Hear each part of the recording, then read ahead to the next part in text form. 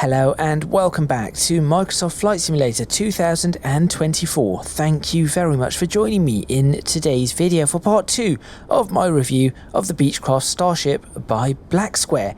Now, if you have not watched the first part of this review, I highly recommend you go and watch that, simply because not only do I go over things like price and availability, modelling, texturing, etc., I also go through the underlying simulation and a full flight deck / cockpit familiarisation. And that is really important for this aircraft and indeed for any Black Square aircraft, because that is where Black Square products shine. So if you are unfamiliar with this product or unfamiliar with Black Square products in general, I do recommend you go and watch that, so that in this video it is a lot easier for you to understand what is going on as I fly this aircraft. This video, as I just mentioned, is going to be a flight. I'm going to be flying from here, which is Echo Golf Papa Hotel, Edinburgh Airport, over to Echo Golf Papa Echo, which is Inverness Airport.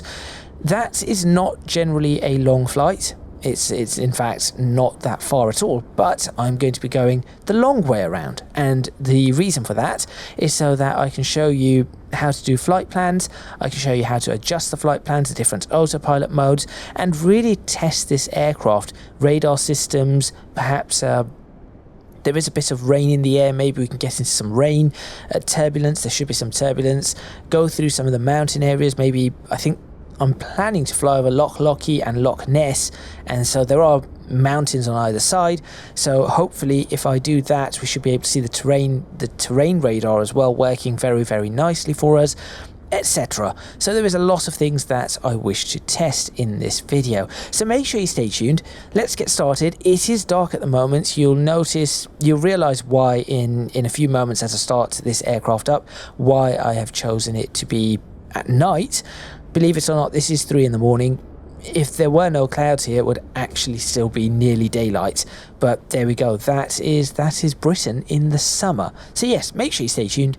Let's get started and let's fly the Beechcraft Starship.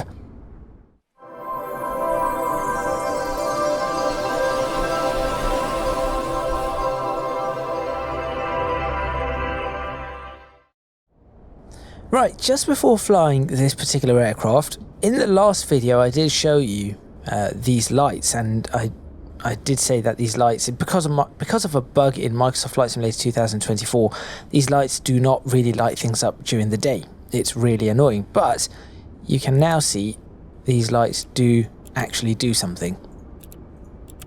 There you go. So I'm going to switch that light off. I also mentioned in that video that it would have been nice to have aisle lighting. Turns out this aircraft does have aisle lighting. The only thing is, I have absolutely no idea where it lights the aisle from. So it's according to the spotlights that I can see, it should be from the top. But there isn't anything from the top. So I have absolutely no clue whatsoever as to where those lights are actually from. Anyway, not going to fuss about that all too much. You can see it is just a little windy, nothing too severe at all. And what I will be doing, well, not that. What I will be doing in this particular video is taking pictures across or during the flights. Now, the reason for that is because I've learnt that the replay does not work very well with this particular aircraft, and I'll explain why once we get to the aircraft startup. So let's start going through the procedures. Let's just get this aircraft started up and just go. No point wasting any time. So pre-flight checks, parking brake is set. That is set. Yes, control lock removed. I will be using head tracking in a little while, but for now, just going through these procedures, I'm not going to be using any head tracking. Landing gear is down. Pitch, roll, and rudder trim is set to. Well, I need to switch on the battery to do that. Battery can go on. There we go. Pitch, roll, rudder trim is set to 0. Now, interestingly enough, the 0 is there. I'm not sure it's supposed to be set to 0. Roll and rudder is fine.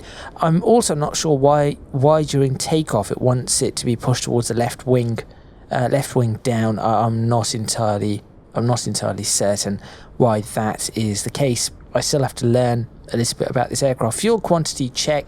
I am going to top up the fuel right now. So the way you do that is go over here and top up the fuel. So I'm just going to give this, I think, a little bit more than that. 140, that seems fine. Yes, 3.6 hours of endurance. We could do 1,000 nautical miles with it. It's not really needed. In fact, I'm going to drop that a little bit more. 3.3 hours, that is perfectly all right. Now, I could go around outside and remove all the various components by looking around the aircraft, but I'm just going to do it. In fact, let me just very quickly show you what I mean by that. If I press Control-C, I can go outside. There we go. We have a torch, and I can just go over here and click on these things in various locations, including at the back if I wanted to do so, but I'm not going to be doing that. I'm just going to go inside and very easily just go and do that. So chocks, pitot covers, engine covers, gear pins, and external power is not going to be connected, but that is good.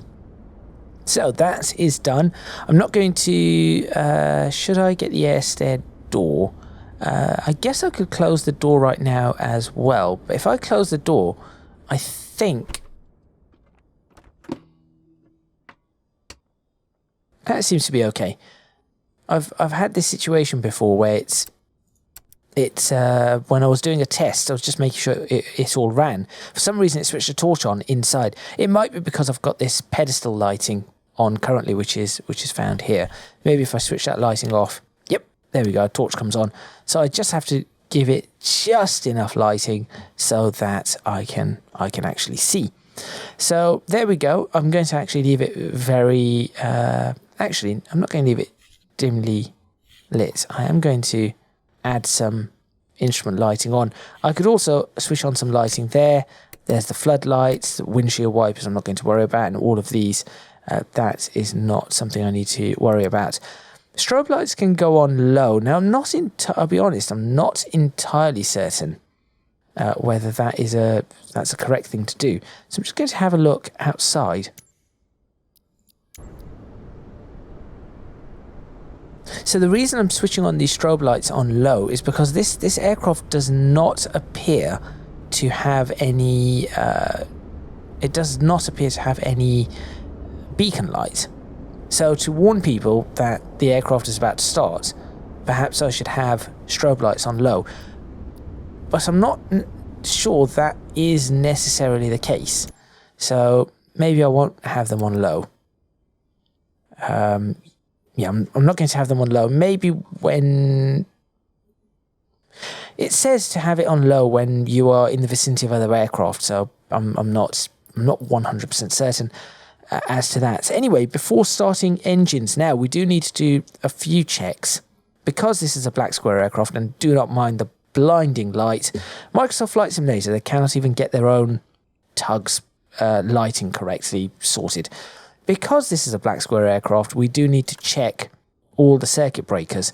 Now, I'm about to show you something on here. I'm not sure if I'd fixed it already. Yes, I haven't fixed it. Engine condition 0.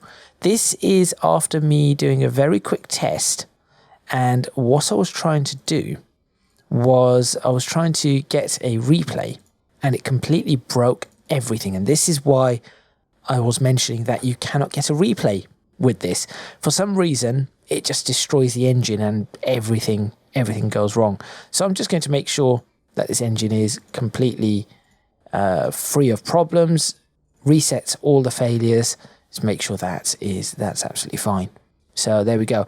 The GNS 430 is already hidden, as I mentioned in the last video. I wasn't going to keep it. We are not going to be flying with GPS, which is going to be quite interesting. Right, now we can go through the before starting engines procedure.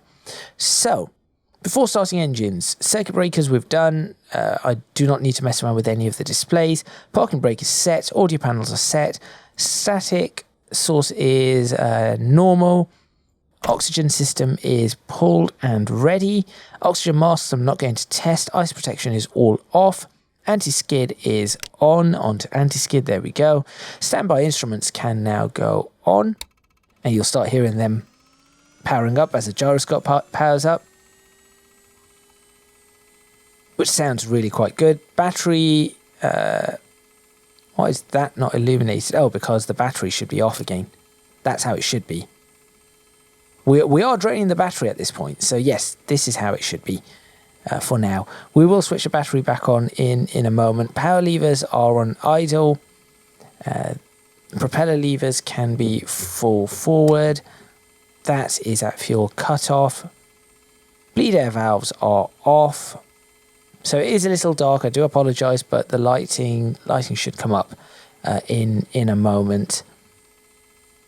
I'll just zoom in so that you might be able to see it. It's just that little bit better. That's fine. Okay, battery can probably go back on now. Now I'm hoping we haven't drained it too much. 25.2 is fine. Center burst 26, that is fine. Battery is fine. Good.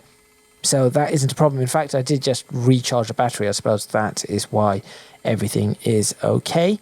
Right, checking a few things. So I need to get the ICAS on. At this point, you'll hear it start up. There it goes. Welcome back to the 1980s and 1990s. We'll look very closely at this. Flick that, press it. Flick that and press it. AHRS is currently aligning, so do not taxi. Good. But both of those, the firewall is closed and it's allowing us to start the extinguisher. Let's get rid of the master cautions. Switch those back off. Standby pumps can go on. So we'll see the fuel pressure gauge on both of these disappear. Standby pumps go off again. Just going to move these out of the way so that we can check this. So fuel pressure low comes back up. The ones below is oil pressure. Then if we go across, you'll see one of them will go out and we should see fuel starting to be transferred. It is. Do it the opposite way. You'll see the opposite one go out. That seems to be working. Good. Off tank quantity, check 130 and 130. I believe we are good for all of that. Avionics blower can go on. Excellent. Anything else that needs to be done? I think we are fine. Oxygen pressure is fine. Cabin temperature currently is fine. We'll sort that out in a moment. We've got no pneumatic pressure, of course, which you can see right there. Pneumatic pressure low. It's currently at 0, which means that if we did have an icing condition, the boots would not be able to inflate, and we're probably going to ice up the wing. Right. That's a pre-flight checklist, pre-start checklist done. We can now actually start the engine. That is how quickly we could start this particular engine. So, starting the engine is very easy. I'm going to bring this up once again, just so that it can be seen. There we are. Okay, so to start this particular engine up, should I try and do a replay again? No, I'm not going to try and do a replay. So, all we need to do, and you will see the lighting dim as we do this. There you go. And the sound changes. So we're waiting for 12% on the N1, and we'll move the fuel lever into start. There we go. That starts the engine up. Make sure that the power levers are on idle, which they are. Fuel pressure is, oil pressure and oil temperature is coming up, so starter can go out, and you'll see that things light up just a bit more. 65% N1, everything seems stabilized, engine goes to run. I will now hit that onto reset, start it up, and as you can hear, fans have started, the aircraft is coming to life. I can do the exact same now on the left engine. Going to 12% N1. 9, 10, 11, 12. Get the engine starting. We'll go back to this. You see it goes into this magenta colour, or very hot pink when the engine is very hot. When the exhaust gas is very hot, then it cools back down. Ideally you want that orange, roughly that orange colour. Pressures are going up nicely, ignition goes out. And there we go. I'm pushing the propeller levers fully forward as well. Should be able to do a few things there. Now, I should be able to move around and select things with my head tracking in a moment. There we go, that is pretty much the engine started. Now all I need to do is a couple of checks to make sure everything is alright. So I'm going to open up the gen ties.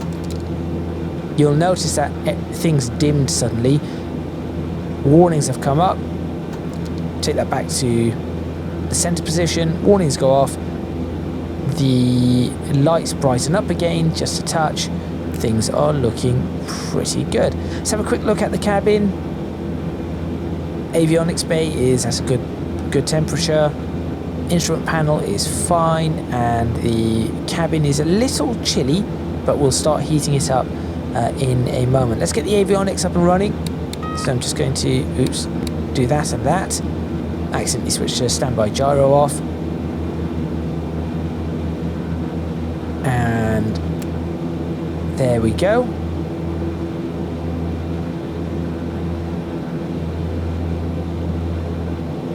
Avionics are now coming online. Things are looking pretty good. I could, if I wanted to now, switch the instrument indirect lighting off, and you'll see everything now looks like this. But for now, just for now, I'm going to do that, and I could probably bring this up as well, but not going to do that. I think that's not quite necessary at this point in time. Let's switch on the wing lights, nav lights.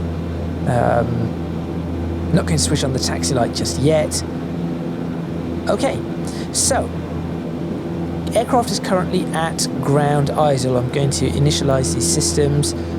Initialize all data okay, all data okay. There is a message here, so I'm going to do that. Update the VLF and update from FMS. That seems good enough. And now we could put the flight plan in. Now I could start typing this in with the T9 keyboard and then pressing letter, but I'm just going to do it for ease of use. I'm just going to click on here and go Echo Golf Papa Hotel. Just makes it a lot easier for me to do this. Display runways, taking off runway 24. There we go. And then we'll go, let's go, oh dear. That is not what I meant to do. How have I done that though? I'm now on the co-pilot side. Oh, that's new. What did I press?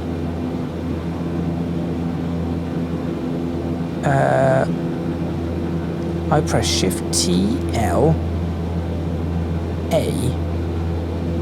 Okay. Well, I'm going. That's a smart view. I'm assuming that I've selected. So I'm going to go back to pilot side. That was interesting. That's new. So you do have to be careful if you get out of that mode and the keyboard message disappears, you will accidentally start pressing things on your aircraft, which is no good. So we'll go Tala, then we'll go Glasgow. After that, we'll go.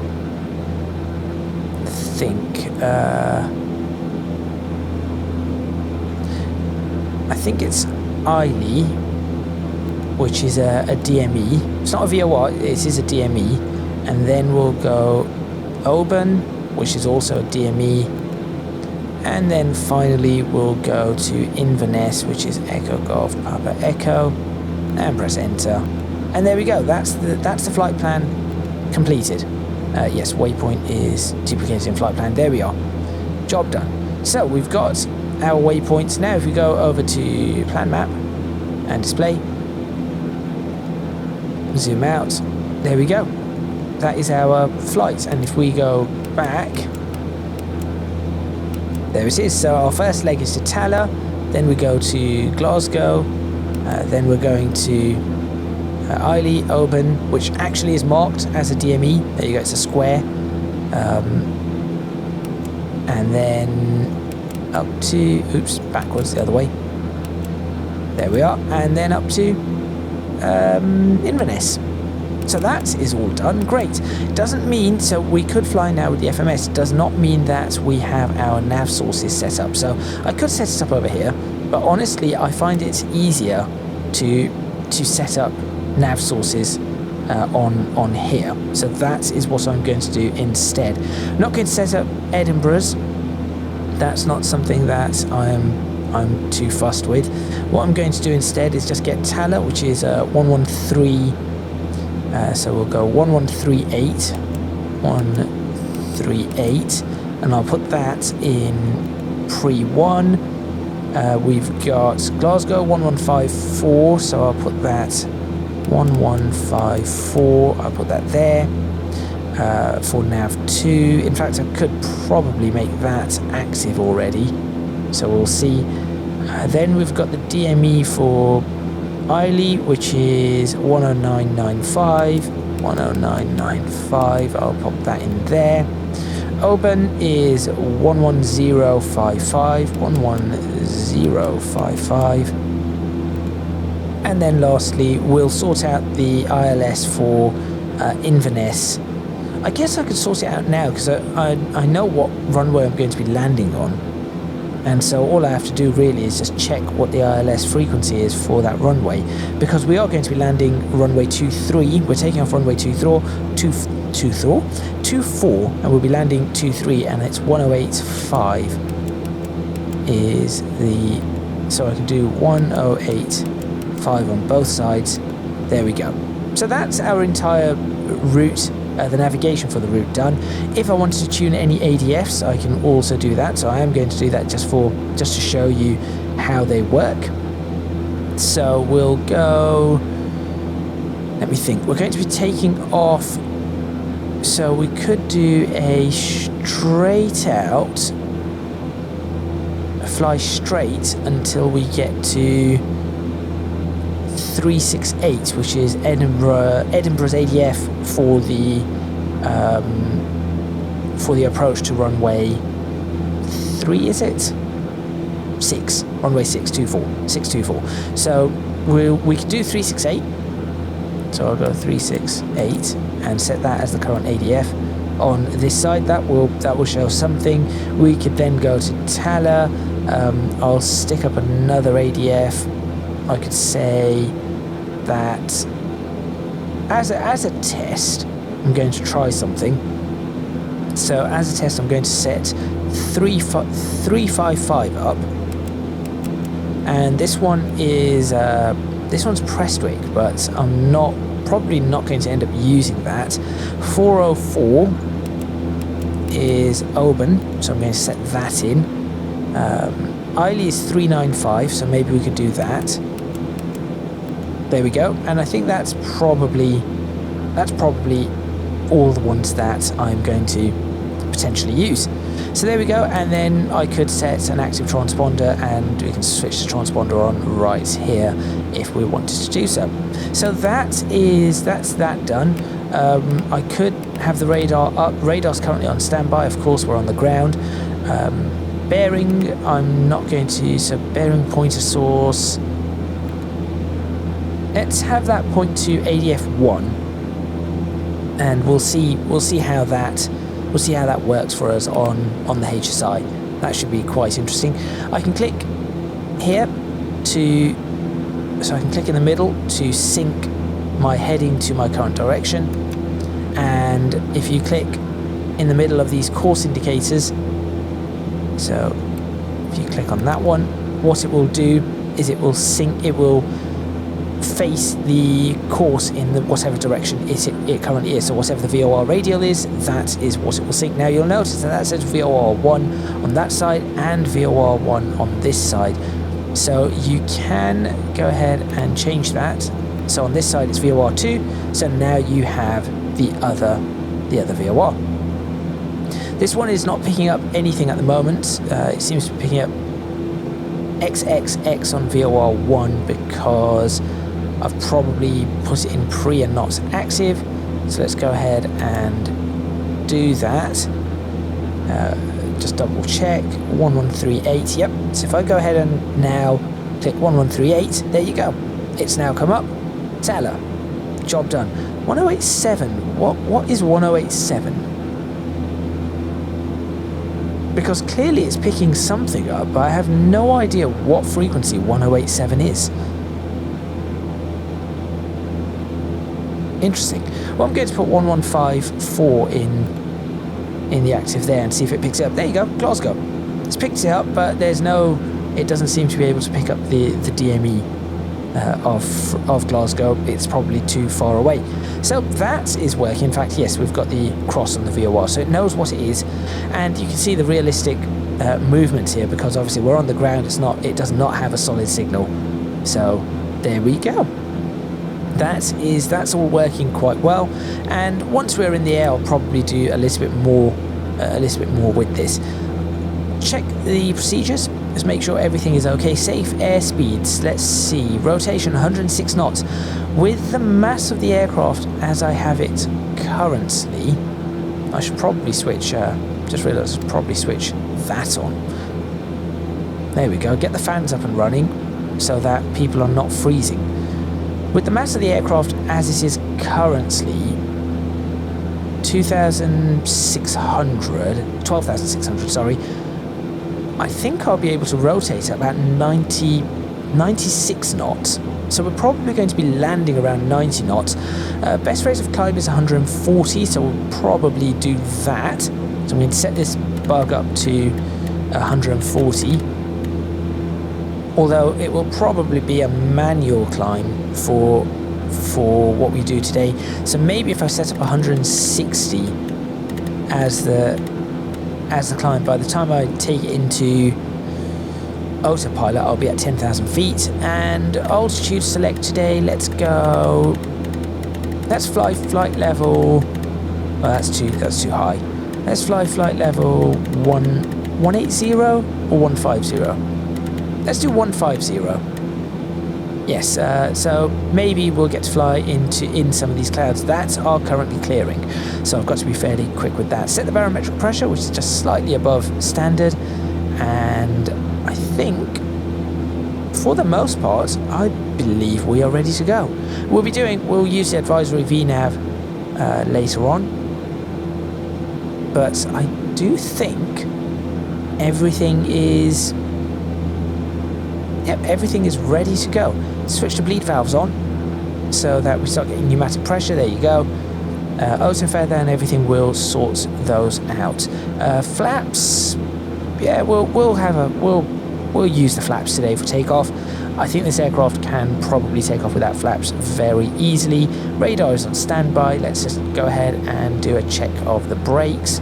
So park and brake off. Just make sure those are fine. Check the rudders all the way. Flight controls. Back, forward, right, left, good. And my throttles I'll sort out in a moment. I should probably at this point get my head tracking up and running, so bear with me a few seconds whilst I do that. Right, there we are. Head tracking is up and running. I can look around the aircraft. Excellent. How far across can I move? A fair amount to have a look at what I'm doing. That's not bad. Probably will zoom in just a touch on some of these. It is a little difficult to read some of these small screens, but that's okay.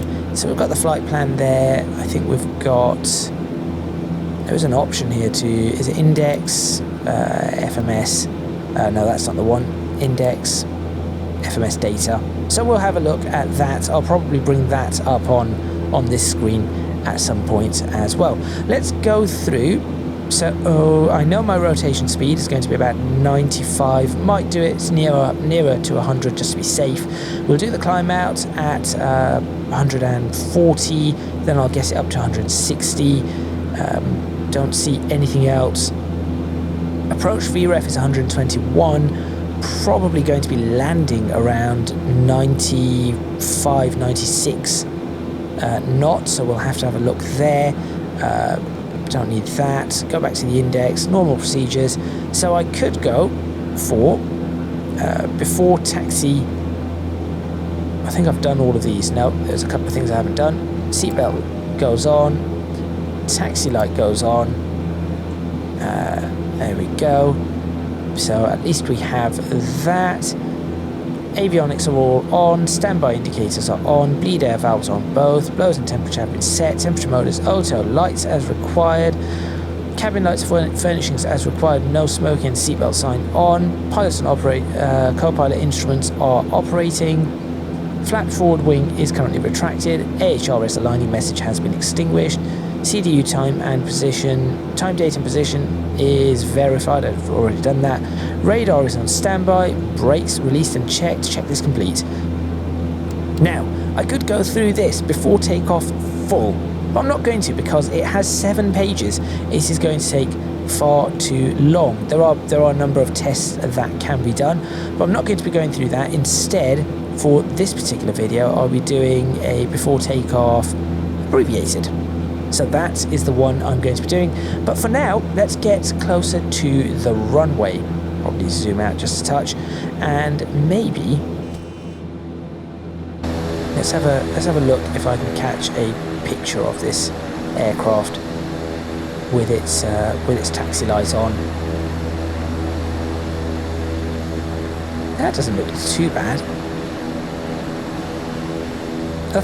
Nothing too special about this picture though, so I'm not going to use it. Okay, so what am I going to do with this aircraft? Well, I'm going to release the brakes, and instead of using a tug, I'm going to reverse this aircraft.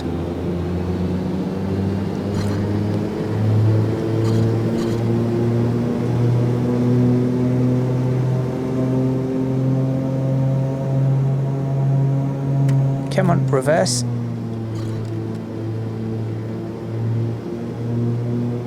I think the parking brake was set. There we go. Parking brake is unset. What's causing this aircraft to not reverse? There we go. We are now moving. It's not moving correctly though. Is there something that I have not done on this? Right. We're going to check something outside. No, this aircraft should be able to reverse without issue. What is going on? Engine condition is fine. This has got to be a Microsoft Flight Simulator bug. No doubt about that. Because in a test, this worked without issue.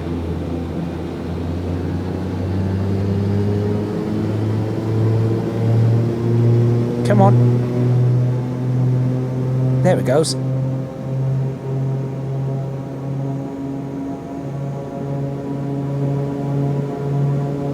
It should be able to reverse a lot faster than this is. I think there is some sort of a bug. Microsoft Flight Simulator. This worked in, as I said, I did a quick test and this worked without issue. Okay, that will do. We'll stop there and then we'll move forward. Hopefully the forward movement works. Yes, it does. That was weird. So this aircraft is very, very responsive, as you can see. It just moves without issue. It's very quick. So let's go ahead and make our way over to the runway. So we'll be taking a right here all the way down to the end, left onto the runway, and we'll stop. I think there is a stop marker just before this turn for the ILS stop marker point, as opposed, there it is, I see it. Oh, that wasn't what I thought it was. I thought it was this one. It isn't. There it is. I definitely see it now.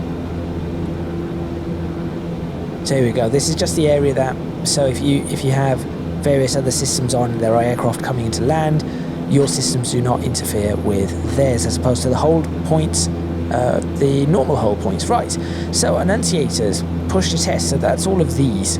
So I can go through each and every one of these and test them. So as you can see, there's the fire detect one, flap failures, battery monitor, standby battery test. Not sure what the pressure one does, I'll be honest. I will show you the stall one in a moment. Fuel speed or minimum or maximum. Landing gear warning. All the annunciators. Yep, they're working. Bleed air issue. And then we've got surface de-ice warnings, icing, standby fail, and main. Yep, all of those are working. And finally, I'll show you the stall ones. So if I just move over here, and the reason I've brought this up, you'll note the angle of attack indicator comes on, warning fail. This will push forward. There it goes. There's the shaker. Then you'll have the alarm. There's the alarm or the bell, and then it comes back out. Okay, that all looks good to me. So all the annunciators have been checked. Surface de-ice and ice protection is required, not required. Pressurization altitude, 1,000 feet above cruise. So what am I cruising at today? I'm cruising at about 18,000, so it's going to be, let's do it about there. That should be alright. Brake knob in the 10 o'clock position, yep. Manual cabin altitude control is in normal. Avionics check and set, done. Autopilot, I'm not going to be doing the autopilot right now. Pitch roll and rudder trim set for takeoff. I think I'll bring the pitch just a bit back, there we go. Rest is good. Forward flap and wing can go out. There we go. See that wing out and flaps go down. Flight controls, free and correct, I've already tested that. Auto feather can be armed. Not going to do a test of that. That's in the full one. Once again, standby altimeter is set. Flight and engine displays, check. Checklist complete. Good. Okay. Final items, stall warning heat on, pitot heat on, windshield heat on low. Vent cabin heat needs to be on, that's, okay, sorry, not cabin, cable heat on. Bleed air valves both, transponder on. Annunciators, ICAS messages considered, there are none. External lights as required. And that one can switch off. There we go, strobes go on. Cockpit lights dim for takeoff. Done. Let's see, what else do we have? Windshield heat low, yep. Engine auto ignition as required, should not need it. Generator loads, check. They are within 2% of each other, so I'm happy with that, and it isn't too bad. And that is checklist complete. Next, brakes. Right, next one is just takeoff. So let's go ahead and roll this forward. So that green reply just come up just there. I just said right there. That actually means something is pinging this, which is really quite cool. So let's roll it forward. This should be quite a nice takeoff, I'm hoping. What I should be probably doing is making sure that when I am in photo mode, things are paused. That's what I should be doing. One thing about this aircraft that I do find interesting is that this window is really low, so it is difficult to see out. So that's one of the things about this aircraft that I do find quite interesting. Right, let's get it lined up on the runway.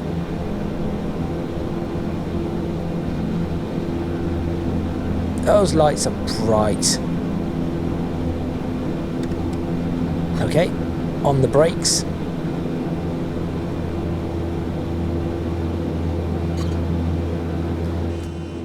Let's get this to pause it every time we do this.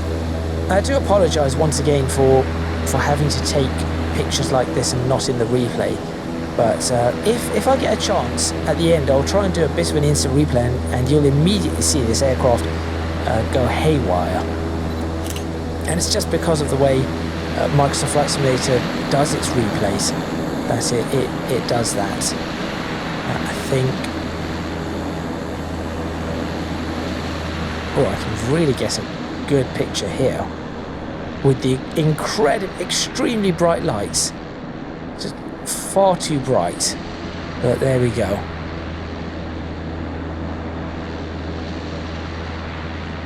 Ready for takeoff. That is genuinely far too bright. And I cannot seem to, they just seem to blur no matter what, which is odd. Okay, so brakes hold, takeoff power set. Actually, there is something else I need to do. Check everything else. No, I think we're all right. We'll go ahead and switch, put that on radar for now. No, I need the procedures. Hold on. No, I don't need those procedures, that's fine. Go to the next one though. Radar control. Get ready to have that switched on. That's there. Yes, the climb procedures I will need. So, power up the engines.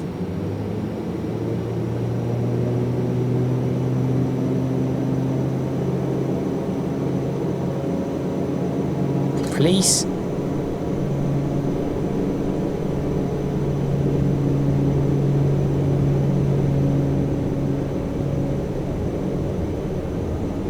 And we're on our takeoff roll. Try to keep it at about 100. We do not want to go into the red, so it's at 99 at the moment. That's not a problem. You can see the shake of the composite wing. That's something that they do because of how light they are and the material that they're made out of. That's good enough for a rotate. Up we go. On the brakes to stop the wheels, and we can bring the undercarriage up. And I said we wanted to do about 140, so we'll accelerate up to 140. There it is. And now pull the nose up to try and maintain that. And also bring the power back. We'll just adjust that power so that we can maintain that 140 speed. We'll get up to 160 soon enough. There we go. And power back just a touch. Perfect. That was a very, very smooth takeoff. Now, if I try and get this up to this one, bring that up with ADF. That should just point me in the direction of my ADF, which is dead ahead. If I then, in fact, that ADF 1, that's showing me it there as well. If you look at that, pink arrow just there. So all I'm going to do is I'm just going to fly towards that ADF, and then I'm going to mark up Tala. Also, I'm going to put weather and turbulence on this. Yaw damper can go on. That's there. That's better. Climb power is set at 90%, and what I'm now going to do is bring the props back to 1,600, and that's about it. So it is quite simple to fly this aircraft once you know what you're doing. We're coming up to the ADF, that's why it's rotating around a lot faster, and that is fine. I'm actually now going to go to radar on here, and I'm going to go, let's see, HSI for this. That shows us going around. I'm going to go course, and I'm immediately going to turn in towards Tala. Now we're doing 160, which is good. I'm going to keep it climbing as we go into the clouds. Flaps can be retracted at this point.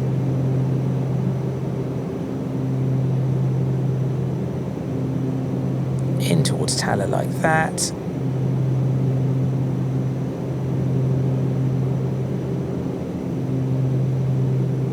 just try to maintain 160, and we'll center that course once again,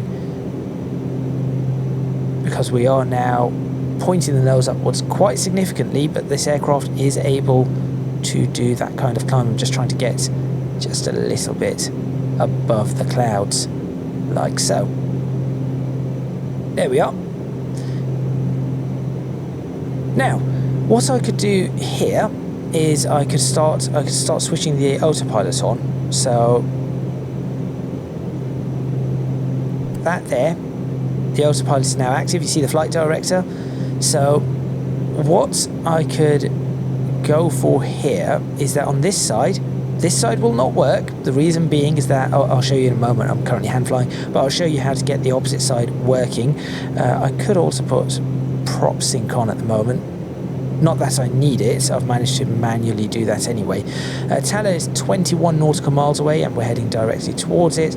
So what I can do course, set that in the middle, switch nav on, set this to...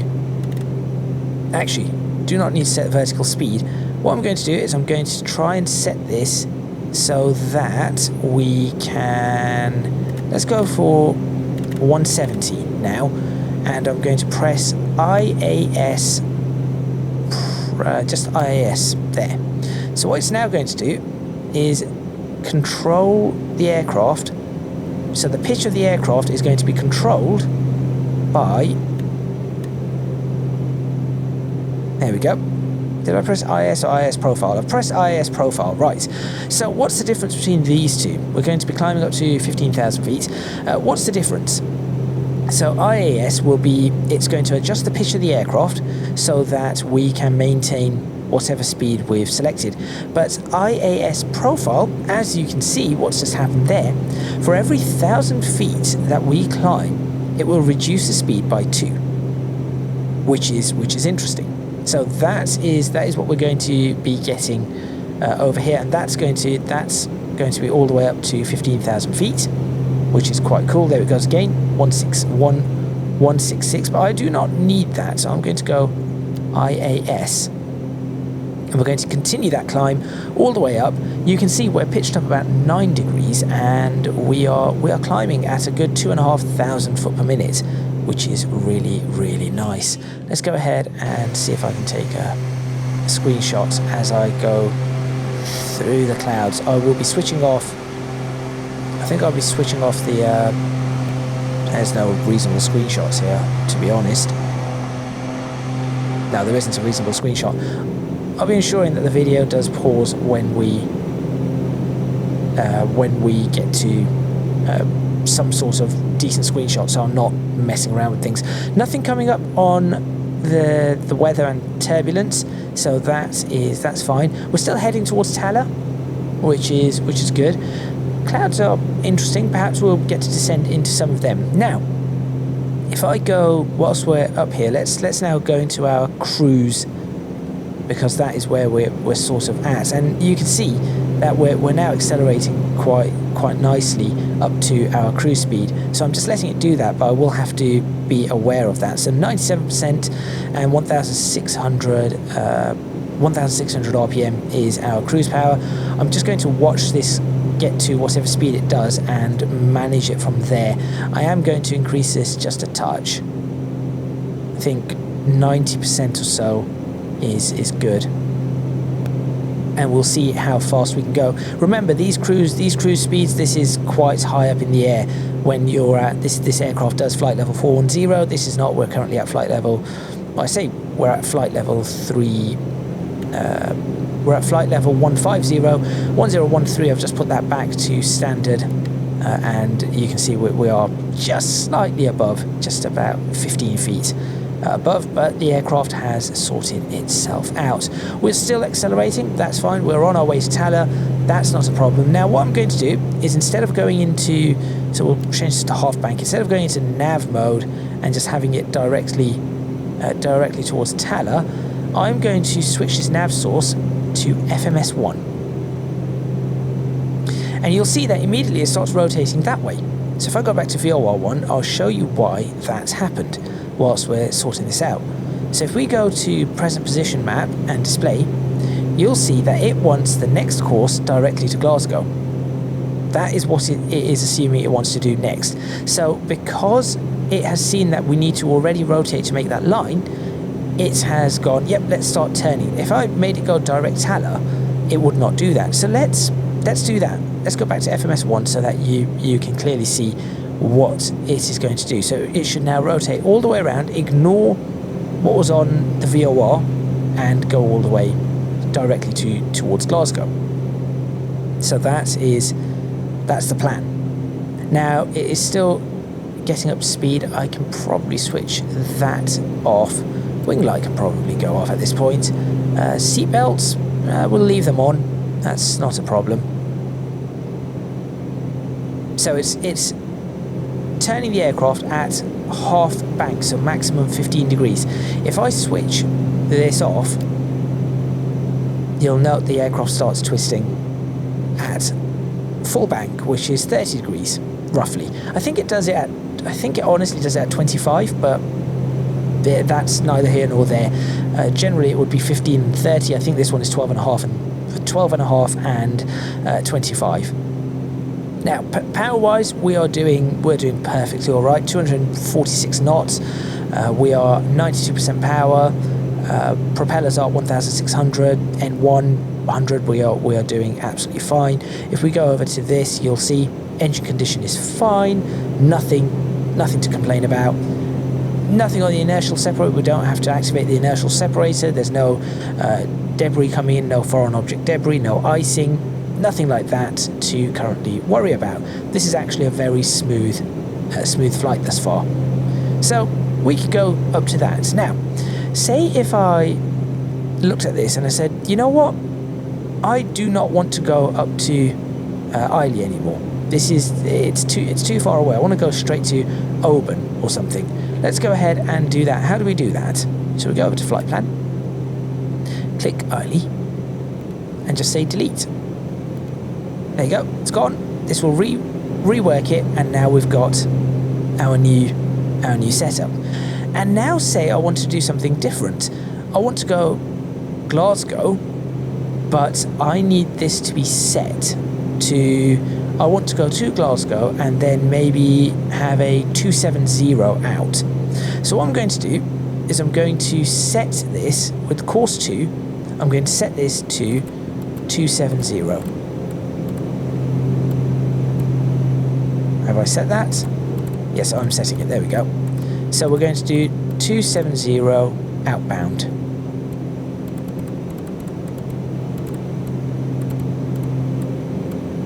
There we go. So once we've done that, what we could do is we could click nav on this side, because nav on this side would be using the VOR2 source, but we can't, because in order to do that we have to press AEP transfer. So we need to ensure that this goes across to work with the Autopilot on the right hand side, on the co-pilot side, as opposed to the pilot side, the captain side. So these are the features and some of the functionality that we need to look at in this aircraft. I think that all of these features are absolutely fantastic. Again, radar is still on. If I go to radar, I'm not going to use it today, or I'm not going to use it right now. I'm going to set that as ground map. This will be radar 2 for later on. Go back to HSI. Okay, good. Now, at this point, you'll note I'm not using GPS. I'm literally flying VOR to VOR. I'm using whatever references I can, but it is not GPS. And if we go over to the FMS, position summary, there you go. It's using two stations, and it's giving me a clear position as to where I am from those 2 stations. This is brilliant, the way this all works. Position uncertainty, 0.1 nautical miles. It's using Great Britain and Maine, Maryland, Washington and Puerto Rico for the VLF stations, Norway, Liberia, North Dakota for the Omega stations. And with all of that, we know where we are. in space or on Earth, but where we are, where our position is, which is really, really cool. And of course, you could use if you go to index over here, we could look at the information FMS data there, which just gives us a little bit, or we could look at a lot more FMS data right here. So for example, that's our performance, so it gives us everything, our ETA, bearing, heading, etc. We are now moving. What I need to do to double check where we are is just display this. Okay, we're still heading towards Glasgow. That is fine.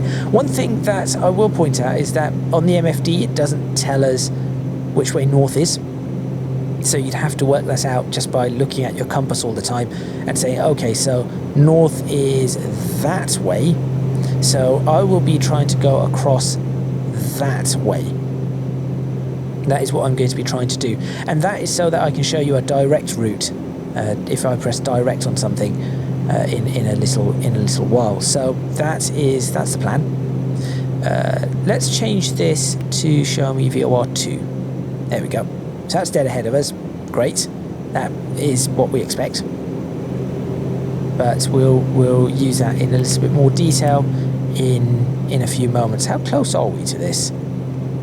We're about 12, 15, in fact, what am I doing? I can read it right there. 18 nautical miles from Glasgow. I could now go to nav, and bring up the next one that I want to, 109.95. I could do it here as well, but it's honestly, I find it much easier to just do it here, and it just changes that to 109.95 just there. It is just a much easier system. Even though the RTU is useful, I think this is far more useful in my honest opinion. So there we go. Right, we're coming up 15 miles from Glasgow. That's not a problem. We've got plenty of time to have a look at a few more features. So let's have a look at what else the FMS can show us. So we've got VOR DME status. So these are all the VORs that's the VOR we've picked. VOR 1 we do not have because it's not a VOR, it's a DME. Interestingly enough, it doesn't seem to be picking up that DME either, which I'm curious about. Why is it not picking up that one? Interesting. Then it tells us what VOR 2 is, and then DME 212223. So that is really, really very useful, and of course it gives us the frequencies of it as well, which is brilliant. So tell you what I will do now is I'm going to go to ADF and let's pop Oban's ADF there. There we go. So that is now set to Oban. Let's see if that works, because at the moment it's got an ADF with a cross. Could be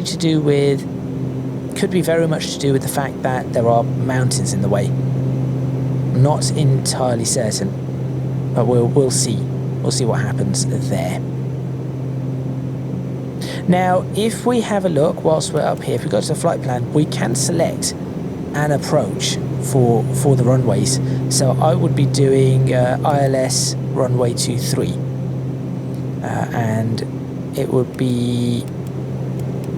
Oh, that's a good question. I have no idea what my approach transition would be for this, so we'll see what that does. I'll do vectors. We'll load the approach and see what that gives me on the plan map. So we'd go from there, nope, to there. Ooh. Right, so it wants me to go out there and back in, which is probably not what I'm going to be. It's probably not what I'm going to be doing, in all honesty. I think I'm going to, because that's the final fix, I think I'm going to go loop it around that side. But that's fine. At least we know that we can select an approach. approach, delete approach. Oh, that works. That works really well. Didn't realise that. Okay, so now we've gone across. So what I'm going to do now is I'm going to say, let's try and get to nav 2, but it doesn't work. So I'm going to go autopilot transfer, nav. And you'll see that this will rotate the aircraft to no longer follow the FMS, which if we go to present position map, oh, why have I, it's also dipped. Why has it done that? Oh, I know why. I know why it's done that. Yeah, I know. Okay, that was a mistake. I know what I've done wrong there. That was quite simple. These do not sync. I did not realise that. I had absolutely no clue that these did not sync.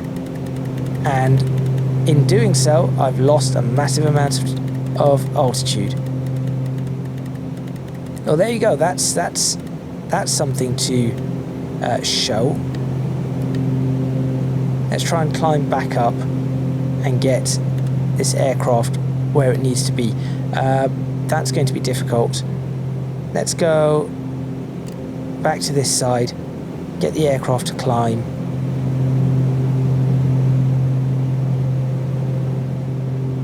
And we'll sort things out as time goes on in a moment.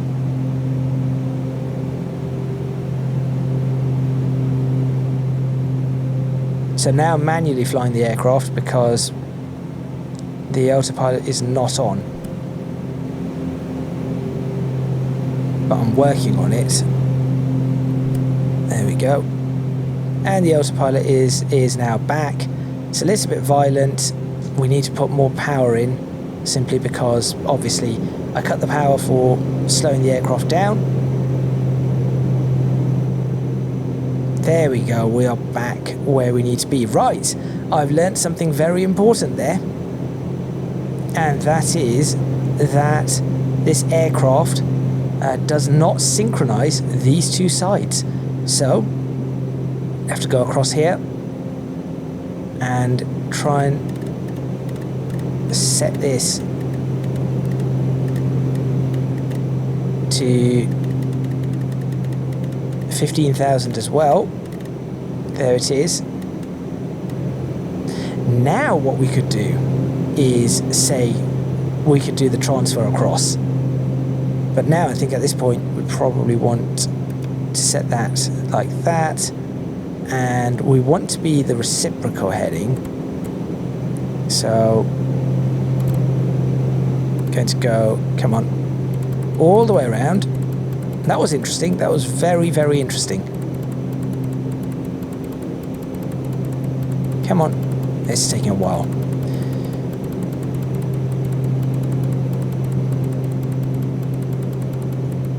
Okay, and we'll have this set to be, for now, we'll do something like 320. Let's do 320. This aircraft is turning to be back on course to whatever it needs to be, but I'm going to, let's do a second attempt at this. So, transfer across. Altitude hold is not holding. Why is that? Why is it not holding? Okay. Not sure why that's the case. Why did that not hold?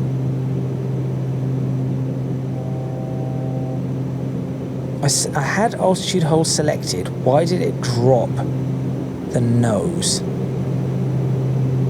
Okay, that's something for me to figure out at a later time. Let's go ahead and change this then. Just use one nav source. Go VOR2 for this. And we'll do nav like that. And we'll say, set that. Oh, that's the wrong way again. It's a shame I cannot just set the reciprocal for it, but that's fine. Maybe if I press it twice, does it set the reciprocal? I have no idea. Anyway, let's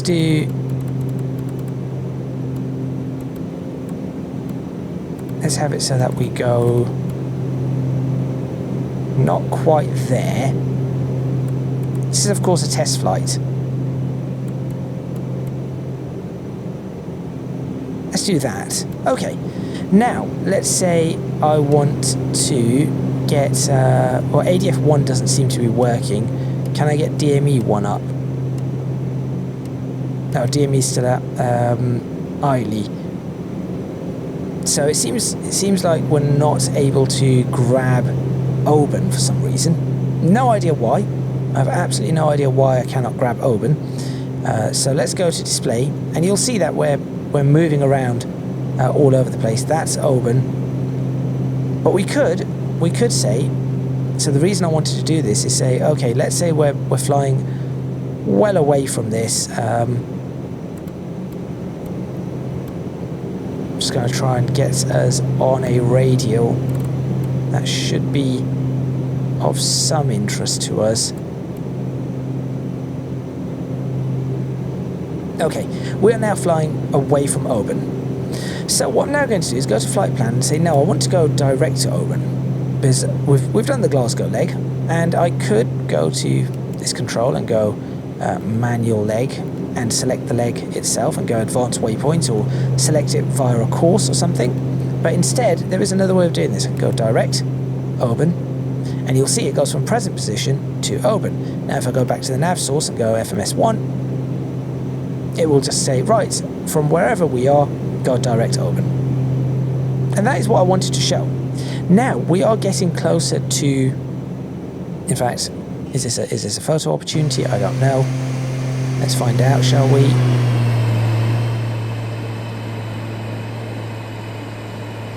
Could be. Could be a photo opportunity. Not from there. This angle could be interesting to see though. Sometimes I can manage to get reasonable screenshots. Other times it just looks terrible, and that is one of them. So what we're going to do now is, after that mild panic, we are actually going to go, instead of direct Oban, we're just going to go direct to Inverness. So I'm going to show you how to do that. Again, we go direct Inverness, there we go. And that's what we are now doing. So Oban's gone, that's it, we're just going direct to Inverness. That's our new task. Right. I can also now go ahead at this point and go nav and bring the ILS for Inverness up on this side, and also for 2.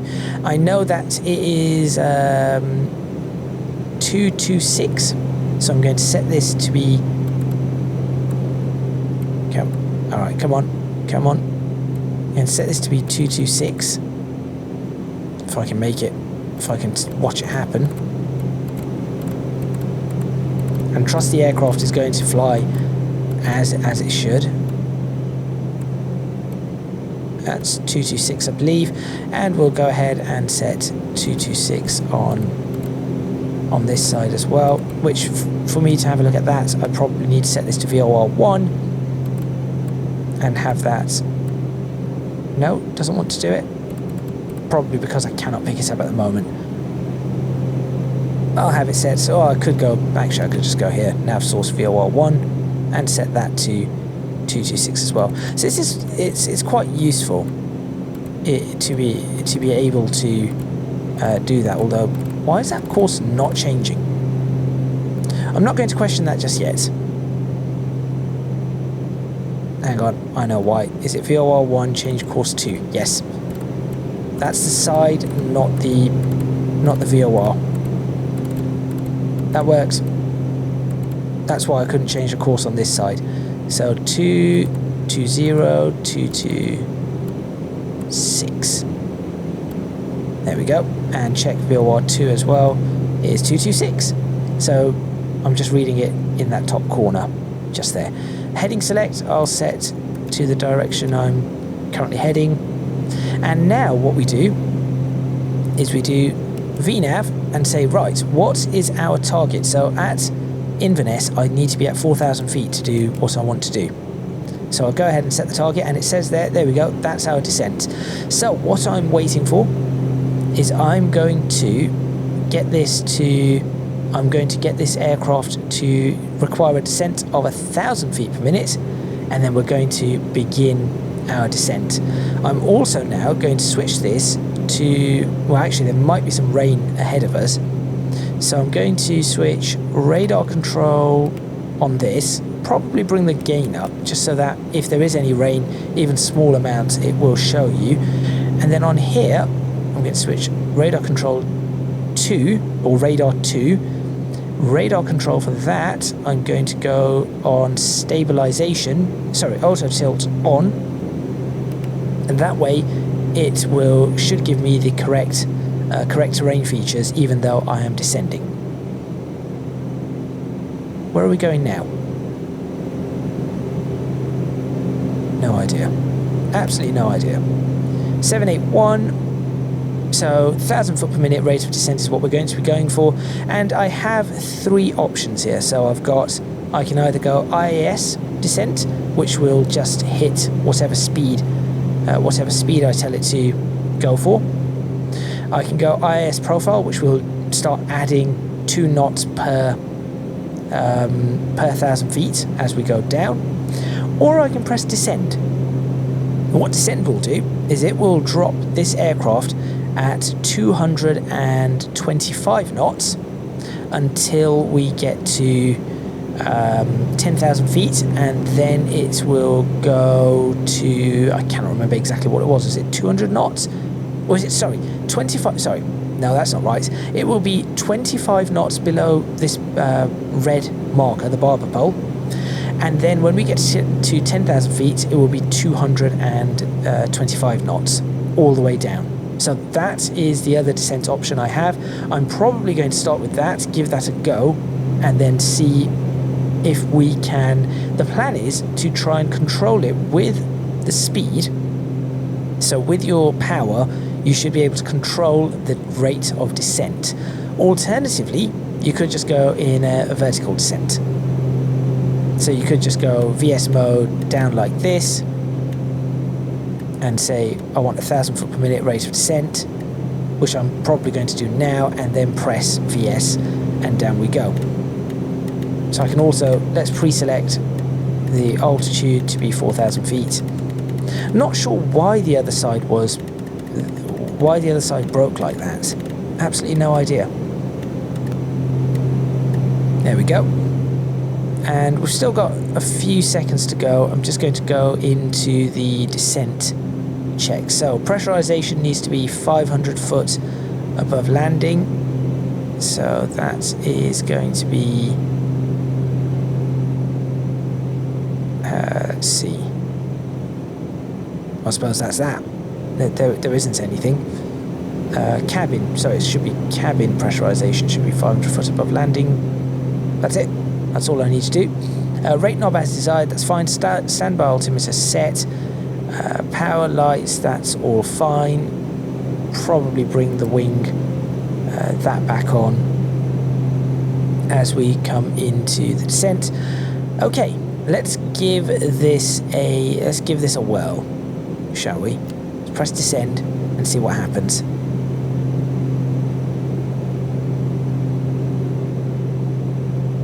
So what's my rate of descent? I'm going to ease back on the power, as you can see.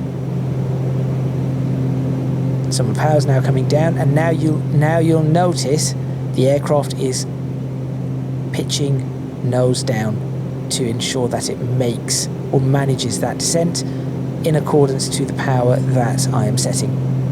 That is really quite cool, and it will keep doing that until 10,000 feet, and then it will attempt to slow down even further. But this is I will admit, this is a harder way to get the aircraft to descend. This is definitely a harder way to get the aircraft to descend. So I'm very much sort of managing the throttles, and the throttle is controlling that vertical speed. But it's interesting. It's definitely interesting. Let's go ahead and take a look outside. Please tell me this is paused. It is. Because that is now a view I believe I can probably get a picture of. As the sun comes up, I suppose nothing incredibly special, but still reasonable. There we go. Could probably get some views from... Not sure how I would do it. I'm not entirely sure how I would do it, because I'd have to go to the back of the aircraft, get to a window, and then try to look out the window. Unless there is a smart view. No, not that. A quick view. What are these quick views? Out of one window, out of another, back, over the nose. That's an interesting view. Out that side and looking at that. None of those are useful to me. None of those are useful to me, I'm afraid. And for some reason, I didn't want to go back to pilot. Okay, so the aircraft is now descending roughly at 1,000 foot per minute. So I've managed to get that sort of where I want it to be. You can see it fluctuates just that little bit. So I'll drop just a little bit more on the power.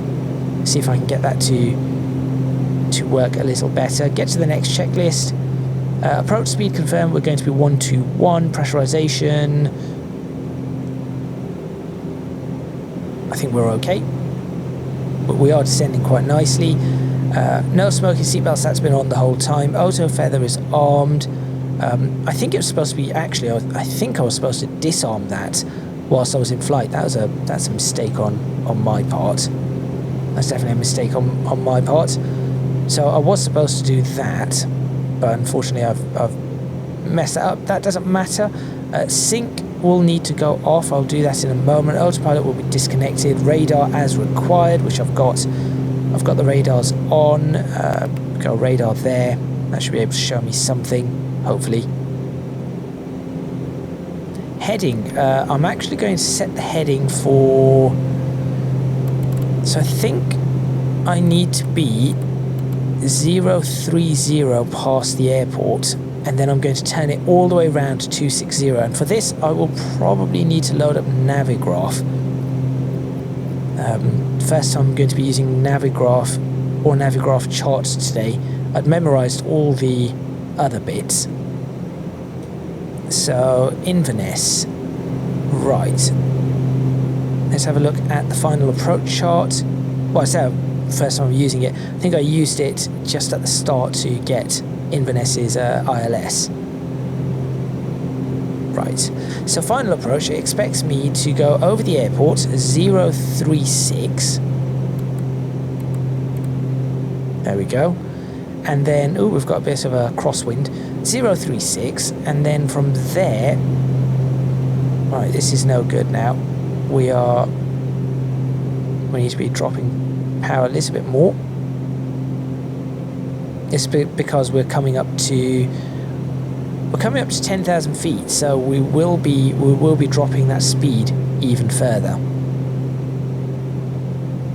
And let's not forget that we also have to consider the pressurization. So 1014 is what our cabin, sorry, not cabin, our barometric pressure is.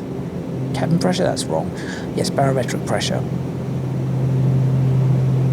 No turbulence showing up, although the aircraft is wobbling a little. So yes, 036, and then we will continue up to 9.4 nautical miles past Inverness DME. Right, sorry, not DME, ILS. Let's go ahead and actually tune that in too. Preset nav source. How did I do that? Why did I not do that before? No idea. Absolutely no idea. Keep descending, come on. Keep descending. We will need... I'll probably do it on this side actually. Let's get nav and just set up 1092 on here. That'll do. That will give me my distance to Inverness. That's important to me. Okay, good. I think we're doing quite well. That is the Loch Ness right there. Yep, that's the Loch Ness. Lovely. So that's Loch Lochy, which we can probably just behind us now. That is all Loch Ness. And then at the end of that is, of course, Inverness. Okay, so the way our descent is going, it's getting along. We are going to make our descent as we want it to be. Views are lovely. Potentially another screenshot. Again, I apologise for doing all these screenshots. No, that one's no good. I wonder if that damages the engine. No. So pausing it whilst in flight doesn't damage the engine, but going through a replay completely destroys it. Approach speed 121, landing speed will be about probably 99 or something like that. We're not going to put the flaps forward yet. Everything else looks reasonable.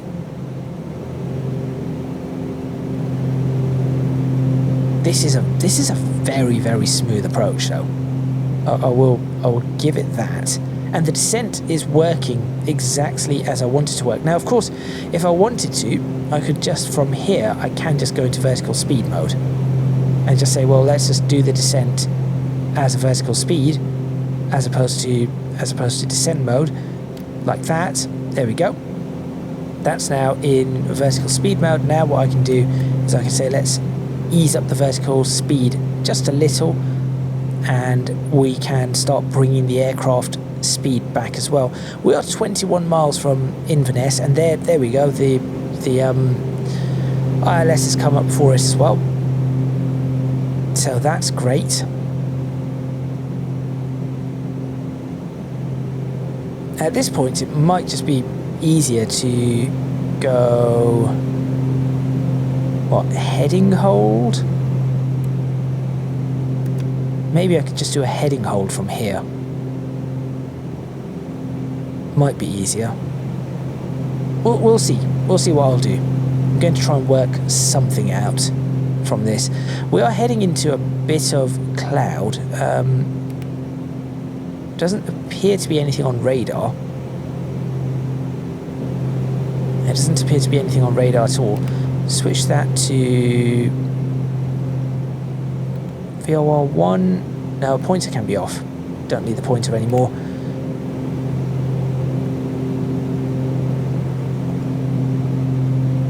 Just double check. No, definitely nothing on radar as I go into the clouds. Okay, well, that's fine.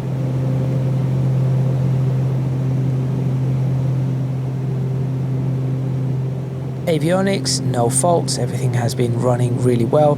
Didn't even have to put on the auxiliary fan, I don't think. No, it's all very nicely working. Ear discomfort is fine. Cabin pressurization difference is 3.3 psi, which I think is okay. And now we go into some clouds. VNAV advisory is showing us 700 foot per minute now. So we'll ease off just a bit. And also, at this point in time, I'm going to slow the aircraft down to get to about 200 knots. Bring this down to... So I'm going to bring this down to my landing speed. I know that doesn't seem like the smartest idea, but the reason I'm going to do that, so I'm going to say 100 knots, because I want to see it, instead of me having to look there, I just want to be able to focus right in front of me at the runway and this fast slow indicator, and not have to even glance across. That's the theory. Okay, we're down to 200, we'll bring it down to 180. That's what I want to do. And I think everything else appears to be working really, really well.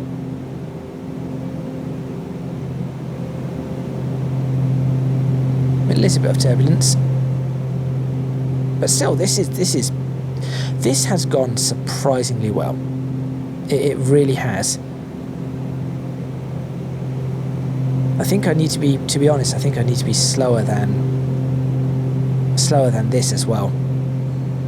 I'm slightly concerned about the landing. I will admit, slightly concerned about the landing, because it's very cloudy. It is very cloudy, and hopefully I can break. As I say that, we are breaking through the clouds. And what I'm going to do is, just for your benefit of you watching, I'm going to set this to radar 2, so that you should be able to see the ground map come up there. That's Inverness right there. We are coming up on our altitude, assigned altitude, 6 miles from the airport, which should be there somewhere. And then after that, as I said, I'm going to have to somehow, not sure how, somehow going to have to fly this one and get this landed, because I've not really flown an approach through clouds before. What does it look like from the outside? Not anything spectacular. You can see the light cone, which is nice. I think if the strobes, if it was a bit darker and the clouds were darker, I think you'd be able to see the strobes would look pretty nice as well. Probably not going to be able to grab anything beyond this. 1012 is our new any photos beyond this anyway. 1012 is our new barometric pressure. There's the runway. That's the runway right there, so that's good. This is actually a good view. Let's see why we can't. Hello.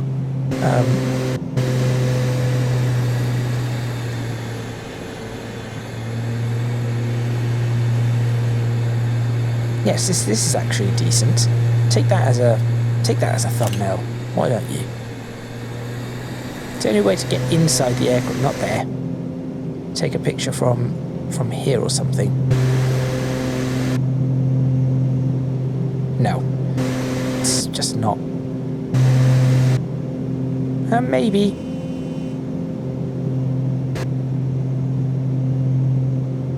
Possibly that could be a reasonable picture. Maybe.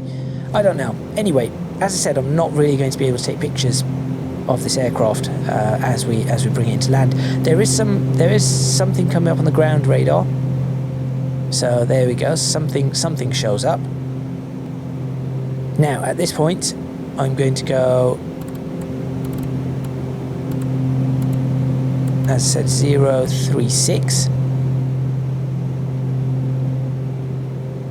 2 miles from, in fact no, let's just go heading hold, hit heading hold,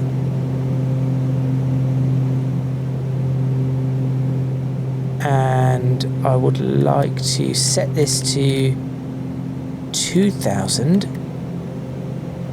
at a rate of,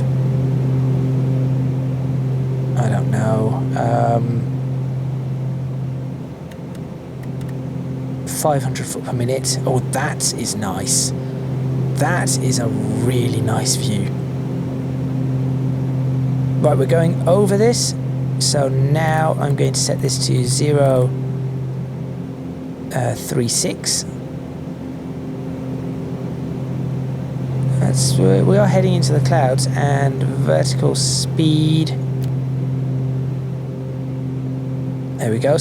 Now you see the ground radar starting to show things, and then auto compensating. So as we dipped, it picked up whatever it was on the ground, and then realised that okay, we're in a descent. And nope, slow this aircraft down a little bit further. 140, please. I'm hoping that I've got this right. Oh, just looking at the thing, it's not 036, it's 039. 039, That's what we want. That was a mistake on my part. Nothing too bad though. Flaps, when will I take flaps out and gear? Well, apparently it's complaining now, so anything... Why are you complaining? I suppose anything above below 145 it complains.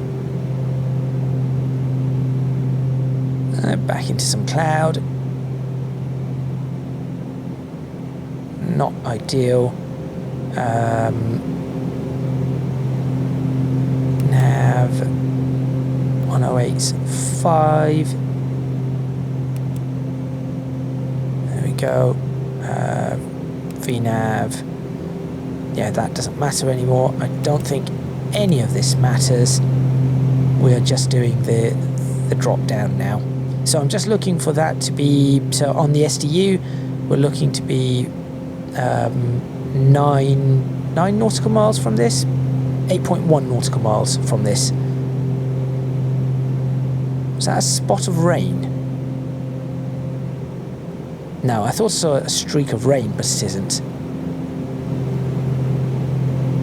We appear to be descending fairly nicely. We have picked up a lot of speed though, not the speed that that's not what I'm keen on. So I'd like to drop that back a bit. And you know what? I think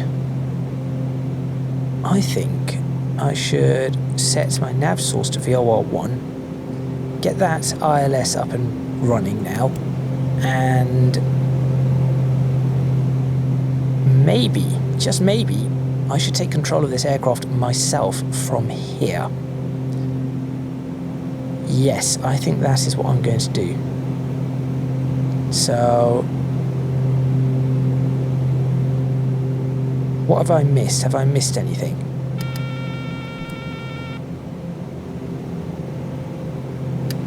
Nope. Aircraft is mine.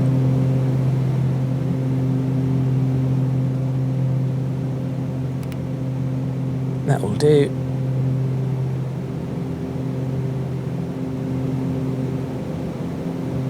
And 8.1. Let's get the aircraft turned. Slow down. Stop complaining. It's not auto. You're not in trouble. Stop complaining. There we go. And you'll see the terrain radar come up, which is really quite cool.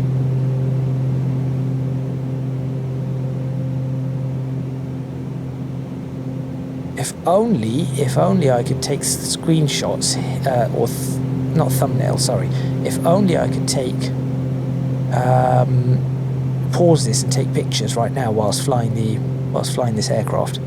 But unfortunately I cannot. Right, we are going to go through the localizer, so I think I didn't turn the aircraft fast enough. But that's fine. There's the runway.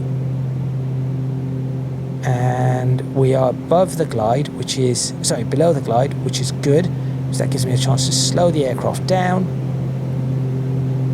and line this up properly.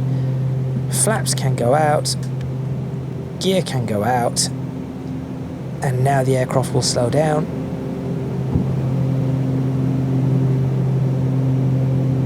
Excellent. And let's get this all ready to go. Final preparations.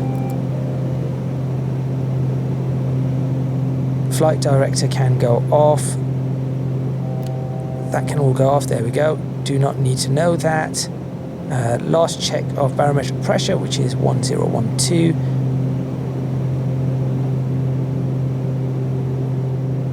This is working. This is definitely working, and the terrain radar looks fantastic. It really does.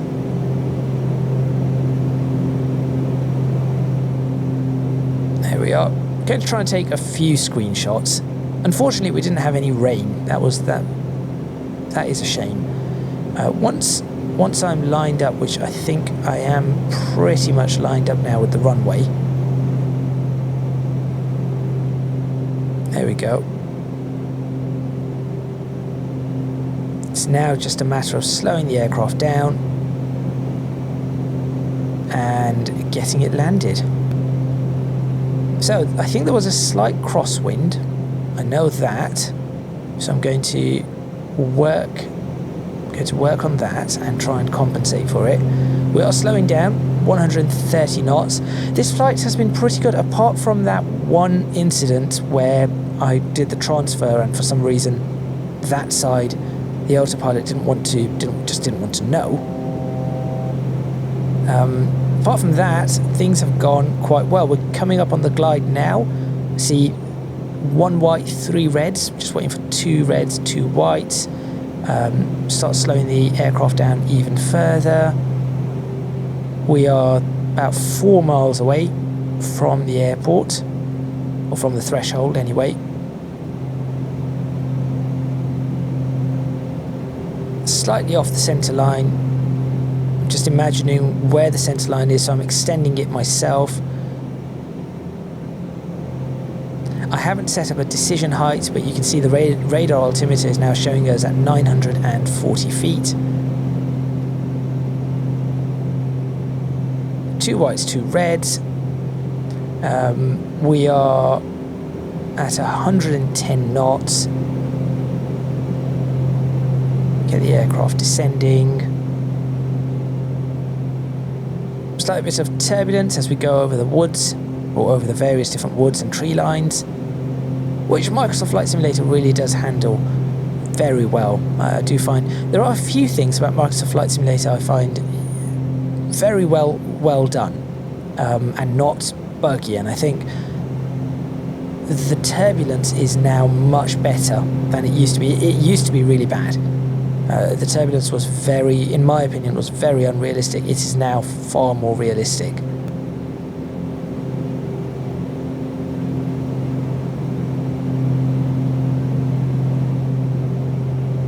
Still slightly off.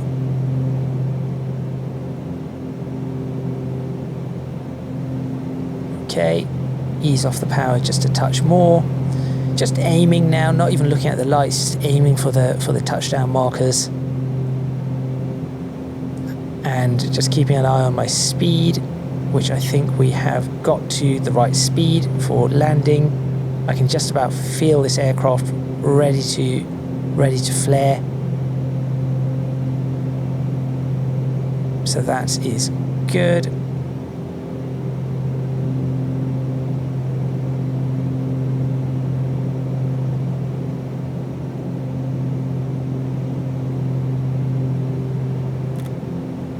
Flight idle.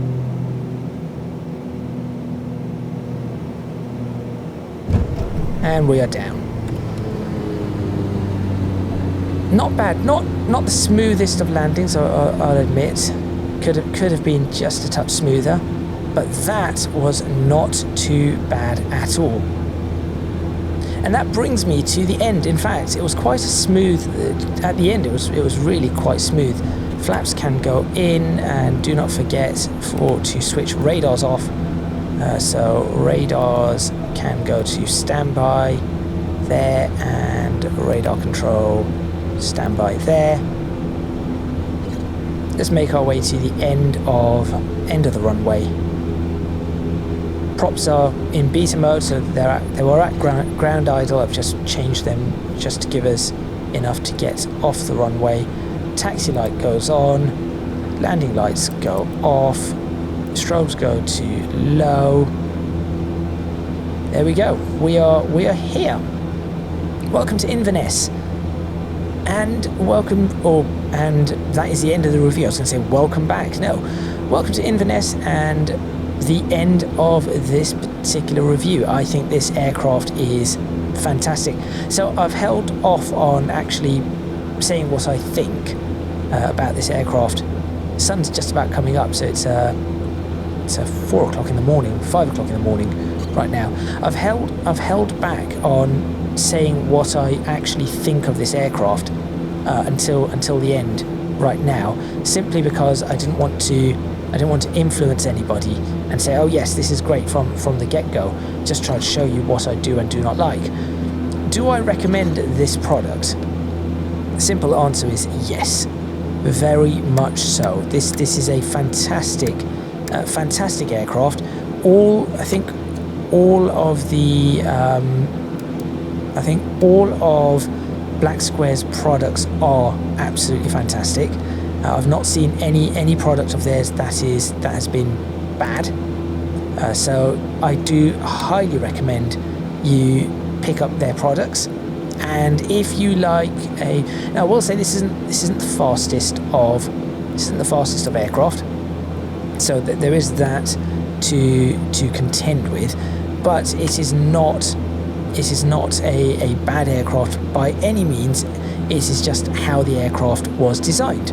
So it's great I think it's great for flying, maybe not at flight level 410, but flight level 210, 250, something like that. Small journeys that will take you about 2 hours, 2.5 hours to fly. I think that is what this aircraft is probably best at doing. I'm just trying to think what else I've got to do to switch this aircraft off. Switch that off. That goes off. Ignition is already off. Engines will go off momentarily. Standby instruments go off. That looks right to me. Okay, that looks like everything to me. So get the engines stopped and switched off. Those are in fully feathered.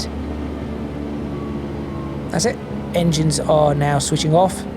It was really that easy to actually do that. But yes, that is the end of that video. I do highly recommend you pick up this aircraft if you like detailed simulation, because I do not think there is an aircraft that does it better than a Black Square aircraft. Black Square aircraft are simply the best aircrafts for this sort of stuff. So yes, thank you very much for watching this video and the previous one. The link to this aircraft will be in the description box below. It is available for, at the time of recording, £39.99 from the Just Flight website. So thank you again to Just Flight for the key. I do appreciate that. And as usual, just to make sure I was clear, I said this at the start of the first part of the review, and I'll say it at the end of this one. All of my opinions are my own. No one has told me what I can and cannot say. So my recommendation is yes, based on a few hours of flying, some testing. How many hours have I done it? There is something down here that will tell me. There it is. 4 hours. I've flown this aircraft for 4 hours. So there you go. I think I've actually flown it for more than 4 hours. I think it's just because I've not completed the flights. I've just done takeoffs. This is the landing. This is only the second landing I've done. I did one test landing before, and this is the second landing that I've done of this particular aircraft. I think I've done about 10 to 12 hours in this aircraft. So yes, very, very much recommended. And if you have a recommendation for me for an aircraft to try out or a route to fly, please do let me know in the comments box below. I have a few aircraft that I can fly. I've got the RJ. I've got this aircraft now. If you want VFR, I've got a Piper for low-level VFR. I've also got the Phoenix A320, the PMDG 737 when they update it for Microsoft Flight Simulator 2024. And I'm thinking potentially of doing some cargo ops, short cargo ops in a 777, but I do not have that product as of yet. So if you have any suggestions, do let me know. If you can do so, please do consider supporting me on Patreon. Link in the description box below, as are links to my social media and Discord server. That is all from me, and I'll see you next time in Microsoft Flight Simulator for more videos, more flying. I think I might just continue with this aircraft for a little while, because it really is that great. Thank you once again to Just Flight. Thank you for watching, and thank you to Black Square for the development and Boris for the audio, which really did make a difference. It made it that much more immersive. That is all, finally, and I will see you next time.